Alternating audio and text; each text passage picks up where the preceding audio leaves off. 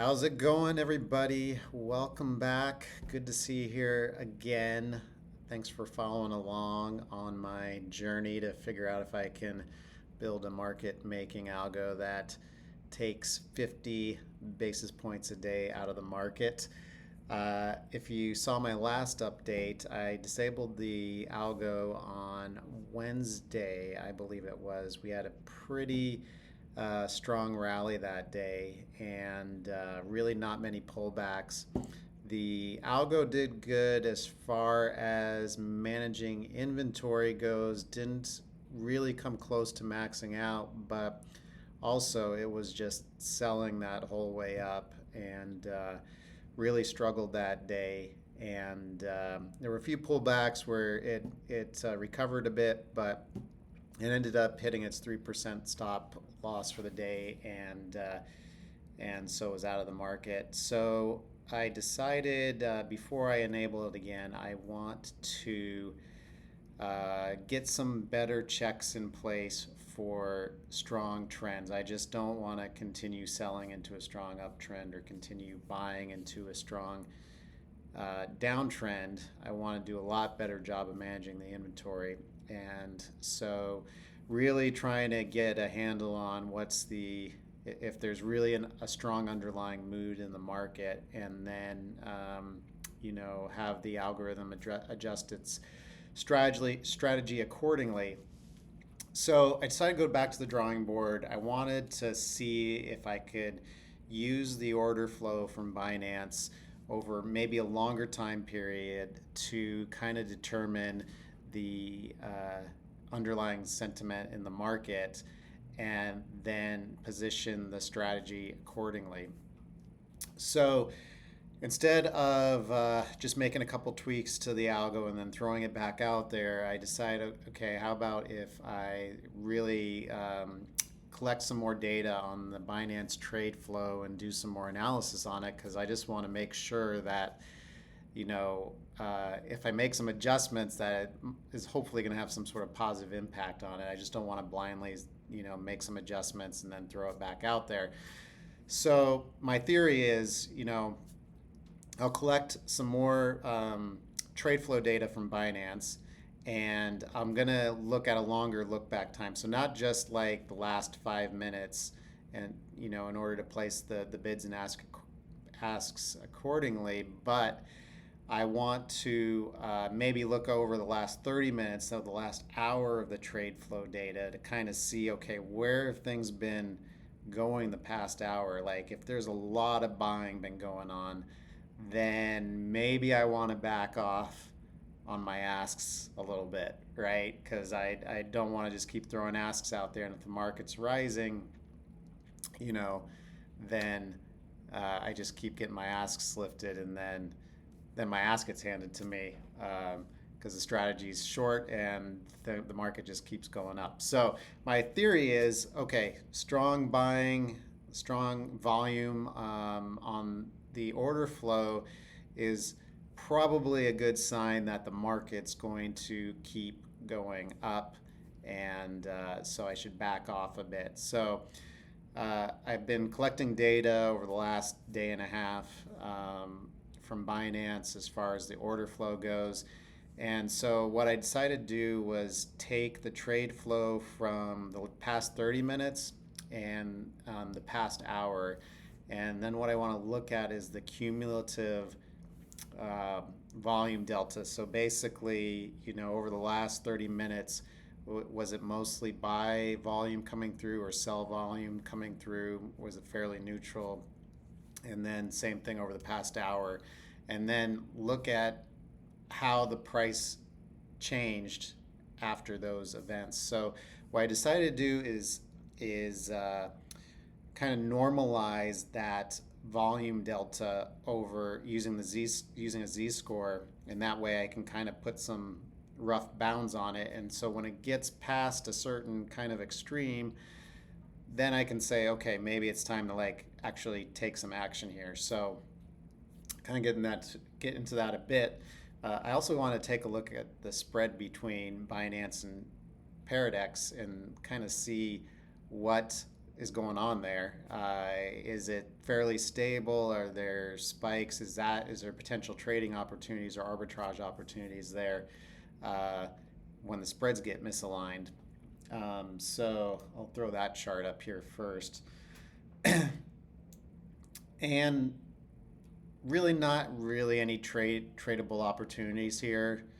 I mean, if you're paying, and this is in dollars, so basically the spread is spiking to a $100 difference, $120 difference in this case. And if you're having to trade this on market orders, the commissions are just going to eat that up. Plus, I don't know if you're going to be fast enough to react to this because on decentralized exchanges, you got to sign your transactions, and that's going to eat up time. And by the time your algo realizes that there's this discrepancy and it sends an order to try to capture it, it might already be gone. But there are times where I notice that the spread will persist a little bit. It's obviously like even if it moves $60, that's not going to be enough to overcome the commissions, but you might be able to throw some orders into the order book, especially if it's Paradex that is out of whack, and kind of catch something on the way back. So if you're making a market and you notice there's a discrepancy between Binance and Paradex, it could be that since the Paradex order book is thinner, a large order can disrupt the price easier, and you could potentially take advantage of that missing liquidity by throwing some orders in the order book and getting hit on the way back to its reversion to where it was trading at before. So not really a whole lot of useful information here, but just thought it would be interesting to just see if there might potentially be something there. So anyway, the more interesting stuff I feel like is on this Z-score. So basically what I said is, okay, if the Z-score goes over 2, so that indicates like very strong buying, high volume strong buying on Binance.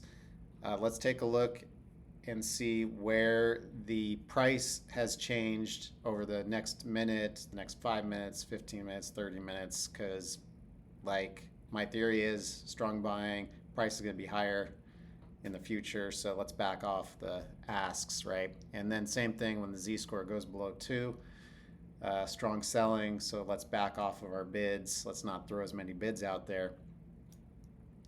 And so here's the results. So this is after 1 minute. So, and this is in dollars as well. So this CVD's cumulative volume delta. So this is the 30-minute volume delta. This is 60-minute volume delta. And this is if the Z-score on both the 30 and the 60 combined are over 2. So this is if the 30 is over 2, this is 60 is over 2, this is if both of them's over 2, and then this is if it's under 2. So right off the bat, we see when the Z-score is above 2, I'm expecting the price to go up, but on average, it actually goes down. This is after 1 minute, the price on average is $8 lower, $10 lower for the 60 minutes, and combined $7. Not as conclusive when the Z-score drops below 2. On the 30-minute, it's above $4 higher, but a little bit lower on the 60-minute, and combined is roughly $5. And now this is the percent of the time that it's higher after a minute. So majority of the time it is not higher after a minute. So my theory already is getting blown out of the water. So if I went ahead and just implemented this and threw it in trading, and actually I am using a trade flow indicator in my algo to calculate the spreads and the skew on the spreads. So my assumption about this is wrong, obviously, and I'm going to have to go back and revisit that. I'm looking at much shorter time or look back on this. I'm not looking at 30 minutes, but now I need to like re-examine what my assumption was when I was putting that into the algo. So things start getting interesting though after at time frames longer than a minute. So after 5 minutes here, you can see that on average the price is $20 lower, almost $40 lower, and combined $24 lower. And the percent of the time that the price is higher is, below 60. So this is the percent of the time the price is higher. So not a majority of the time, meaning it's lower a majority of the time. And then on the short side, when the volume goes negative, you're seeing on average the price actually is increasing after 5 minutes. And then 10-minute mark here, things continue getting interesting. We're seeing 30 minutes at negative $25, the 60-minute at negative $60. So this is getting close enough to overcome market order commissions. And then combined negative 40, and like this is looking, very interesting here. Almost $80 higher when the Z-score had dropped below 2, or negative 2 rather. And then this is the percent of the time that it's higher than it was when the Z-score first dropped below 2. So my assumptions here were totally incorrect about what I thought would happen when strong buying kicked in. And I went ahead and ran a 30-minute sample as well, and you can see that okay, we've got potentially a serious edge here based on these numbers. So the 30 plus 60-minute cumulative volume, 30 minutes later, on average, the price is $260 lower than it was before that event happened. And this is crazy, it was like almost 100% of the time on these. Now I've only run this over a day and a half, mind you. So we have that caveat there. We had a very strong downtrend day yesterday. Market dropped 3%, not really much in the way of relief rallies. Today would have been an awesome day for the market maker algo. It was a rather flat day, very range bound. Market didn't hardly move at all. And then this is on when the Z-score drops below negative 2. This looks like very promising as well. So basically, it looks like what might actually be going on is, you have all of these market orders coming in, which could be the dumb money, right, rushing for the exits or going in to chase the rally. And when that buying hits the extreme, or when the selling hits the extreme, things, start reversing at that point. So what I thought would be a momentum indicator might actually be a contrarian indicator, or it's quite likely a contrarian indicator. So I need to make some tweaks to my analysis here because I wrote up a Python script that's basically taking the data that I'm recording and calculating all these statistics. But what it's not doing is so like once the Z-score hits negative 2 and it persists like that for a number of seconds potentially, my Python script isn't necessarily saying, okay, start that event and wait for it to stop before you see where the price is going to be 30 minutes from now. It's just saying, okay, I see at this second in time you're at negative 2. I'll see where the price is 30 minutes from now. And then the next second, it's still there, so it's like gonna look in the future. So the sample size on this is not really accurate, because what you would do in real life, right, is say, okay, Z-score hits 2, I'm starting the timer now. Let's see where the price is in 30 minutes, right? And and then you're going to ignore any other Z-score events until that time elapses, right? Whereas right now it's saying, oh, okay, I just got another Z-score event 5 seconds later. I'm going to look 30 minutes into the future to see where the price is, and then use this all this to tabulate the statistics. So anyway, with that said, this looks very interesting, and so I think it definitely might be useful for making some tweaks to where the bids and the asks are getting placed, as well as how the skews are getting placed and the time to live for the bids and the asks orders. And then also it's caused me to rethink how I'm using the order flow right now on the short-term time frame for placing the bids and the asks. So while it hasn't been successful for me to as in the way that I thought it would, that I was hoping that I can use this as a way to gauge kind of how the market is feeling today, and be more defensive on strong trending days.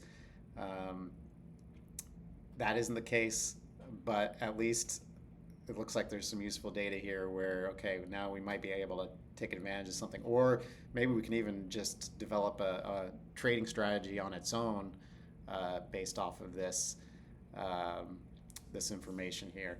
So, and now this has also caused me to rethink how I'm using the order book imbalance as well, right? My assumption was, you know, you see strong imbalance on the buy side, that's likely going to push prices up, and so I'm going to act accordingly, once I see that. So I'm going to have to revisit all of this. So in the meantime, got my data collection stuff going. I'm going to leave that running. I'd like to see it collect data over a number of different conditions: strong trending up day, strong trending down day, range bound day. You've got the weekend coming up here, so it'll be interesting to see, since liquidity is going to be thinner, how that plays into things. And once I got a good sample of different market conditions and just a large amount of data in general, we can kind of put things together here and see if we can make some useful indicators out of this. So anyway, have an awesome weekend, guys, and I will talk to you soon.